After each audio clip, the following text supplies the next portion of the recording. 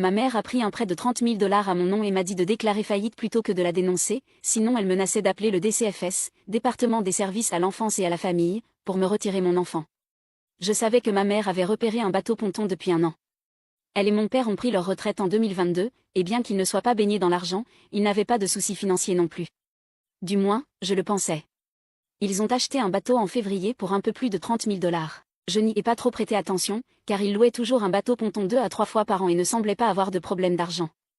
Début juillet, j'ai commencé à mettre mes affaires en ordre pour acheter une maison. Lorsque j'ai fait une demande de préapprobation, j'ai découvert que mon score de crédit était à peine supérieur à 6 cents et j'avais plus de 30 000 $ de dettes en plus que je ne savais pas. Pire encore, c'était en retard de plus de 90 jours. J'ai dit au prêteur que le compte n'était pas à moi, et il a dit que mon identité avait probablement été volée, mais qu'il était probable que ce soit quelqu'un de proche de moi, car l'argent aurait dû être transféré sur un compte bancaire à mon nom. Je partageais un compte bancaire avec mon ex-fiancé et j'ai demandé à la banque de vérifier. Ils ont dit que le compte avait été fermé il y a quelques années, lorsque nous avons rompu, et qu'aucune tentative d'envoyer ou de retirer de l'argent n'avait été faite depuis. J'ai déposé une contestation auprès de l'entreprise et des agences de crédit, car il m'était évident que j'avais été piratée ou que mon identité avait été volée. Il y a environ une semaine, j'ai reçu un avis de l'entreprise envoyé à mon appartement, le premier que j'avais jamais reçu d'eux, disant qu'ils allaient annuler le compte si le paiement n'était pas effectué. J'ai demandé plus d'informations et ils m'ont dirigé vers leur département des fraudes. Ils ont pu me dire où l'argent avait été envoyé, vers un compte bancaire de quand j'étais mineure, que je partageais avec ma mère. Lorsque j'ai appelé cette banque, ils ont confirmé qu'il y avait eu de l'activité sur le compte et les relevés montraient le préentrant, et presque tout l'argent avait été transféré sur ce qui semblait être le compte de ma mère. La même banque. Je n'avais pas utilisé cette banque depuis plus de 10 ans.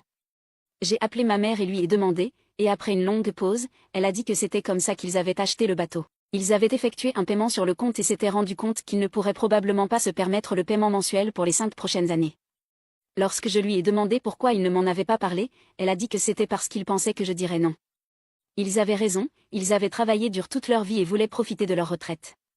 Cela a fini par être disant que le bateau ne pouvait pas être repris car c'était un prêt personnel. Ma mère a suggéré de déclarer faillite, et je leur ai dit que j'allais aller à la police. Ma mère m'a dit de ne pas faire ça, car ils ne prendraient pas cela au sérieux. Lorsque je lui ai dit que je comptais le faire de toute façon, elle a sous-entendu qu'elle devrait peut-être appeler le DCFS contre moi. Mon fils de 2 ans s'est brûlé avec une poêle chaude plus tôt cette année. Ce n'était qu'une visite simple aux urgences, et on m'a dit que les accidents arrivent.